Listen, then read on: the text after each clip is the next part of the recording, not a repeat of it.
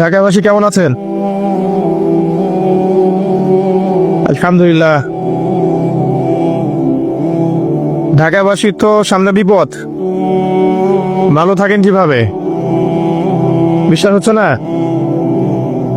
ঢাকাবাসীর সামনে বিপদ। আমার আগে কেউ বলেছিল যে ঢাকা হচ্ছে the city of Akhiruzzaman, Dhaka যে শেষ জামানার শহর। এটা কি আমার আগে কারোর মুখে শুনেছেন? আচ্ছা, তো যখন আমরা ল্যান্ড করি ঢাকায়, তখন একটা পরিচিত দৃশ্য দেখা যায়।